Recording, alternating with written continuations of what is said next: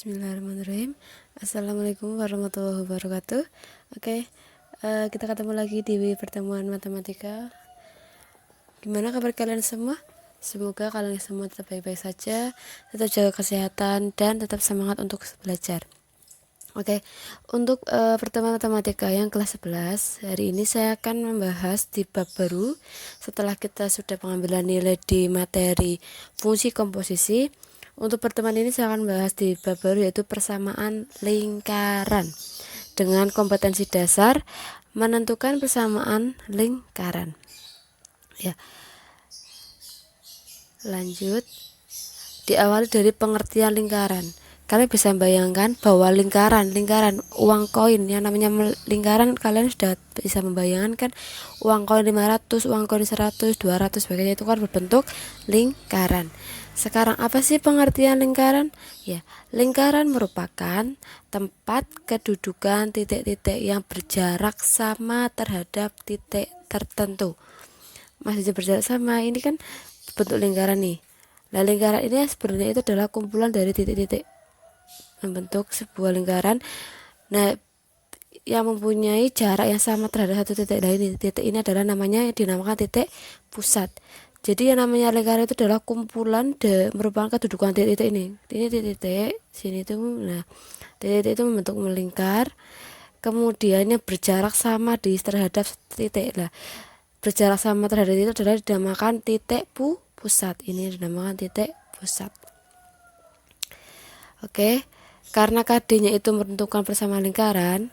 Persamaan lingkaran yang hari ini saya akan bahas adalah pengantar, yaitu mengenai persamaan lingkaran yang berpusat di O atau 0,0. Yang namanya 0,0 itu pusat koordinatnya adalah di sini, titik ini tengah. Jadi kita nanti di persamaan lingkaran ini kita akan mainnya pakai koordinat titik. Jadi sumbu x, y ya. Ini karena kita akan menentukan gimana sih kita menentukan persamaan lingkaran berpusat di 0,0. Nah, perhatikan gambar. Ini kan x, sumbu x, sini sumbu y.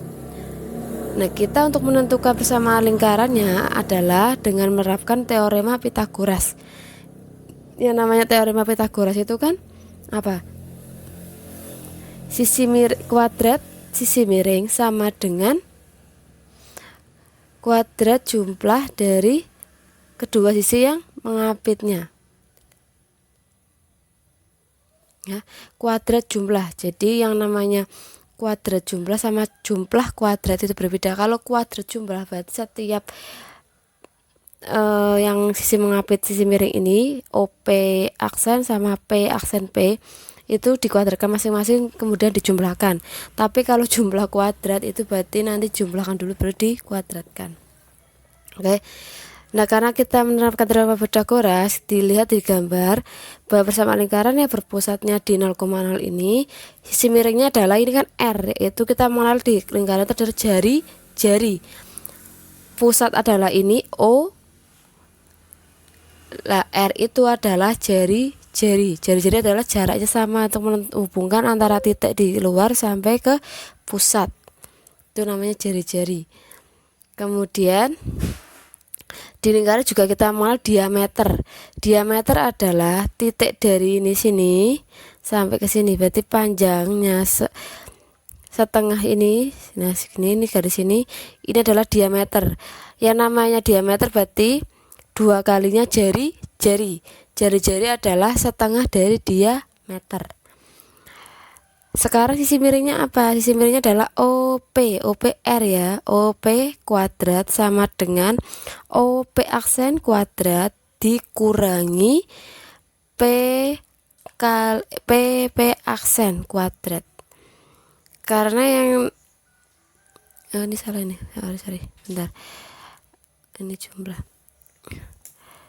Karena kan kita, persamaan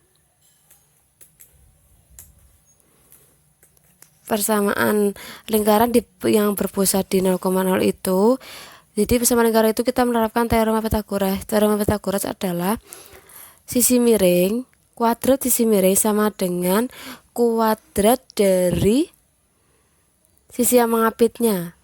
Jadi kan kuadrat ini R-nya kan sisi ini ya, sisi miring ya. Kuadrat OP kuadrat sama dengan sisi yang mengapitnya adalah OP aksen ditambah P aksen P kuadrat. Karena di sini kita sisi miringnya adalah R jari-jari, maka R kuadrat sama dengan OP aksennya adalah kan ini sumbu X ya, berarti X kuadrat. Untuk sisi P aksen P ini adalah sumbu Y, berarti Y kuadrat. Jadi persamaan lingkaran yang berpusat di 0,0 ini persamaannya adalah R kuadrat sama dengan X kuadrat tambah Y kuadrat. Nah, dengan demikian berarti kan rumusnya gini. Nah, sekarang kita bahas contoh. Persamaan lingkaran yang berpusat di 0,0 dan berjari-jari akar 7 adalah ya. Persamaan lingkarannya kan R kuadrat sama dengan X kuadrat tambah Y kuadrat.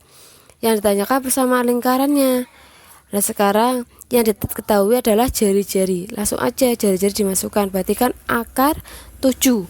Ingat, yang namanya jari-jari itu R tanpa kuadrat. Berarti R tok tanpa adanya pangkat 2.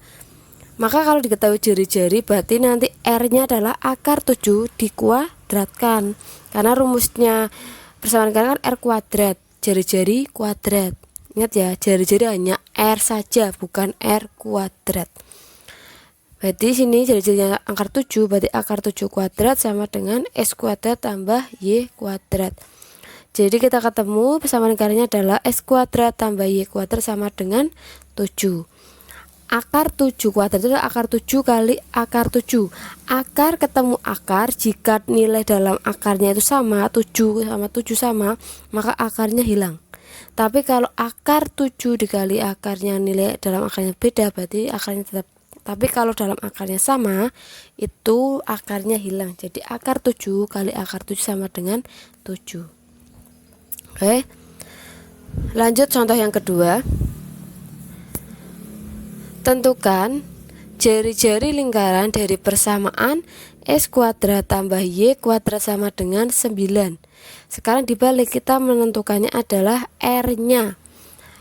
Karena rumus dari persamaan lingkaran adalah X kuadrat tambah Y kuadrat sama dengan R kuadrat, maka 9 ini adalah R kuadrat. Berarti R kuadrat sama dengan 9. Yang ditentukan, kita menentukan apa? Jari-jari, berarti R saja. Kalau kita ingin menentukan R, berarti ini kuadratnya ya agar hilang, berarti di sebelah kanan dijadikan akar. Maka R sama dengan akar 9 sama dengan 3. Berarti ketemu jari-jarinya 3. Oke. Untuk pertemuan hari ini saya cukupkan di persamaan lingkaran pusat 0,0 dulu. Nanti lanjut pertemuan selanjutnya akan bahas di persamaan lingkaran yang berpusat di A, B ini ya. Oke. Jika ada yang belum paham, silakan tanyakan, diskusikan di grup matematika kelas masing-masing yang kelas 11. Oke. Assalamualaikum warahmatullahi wabarakatuh.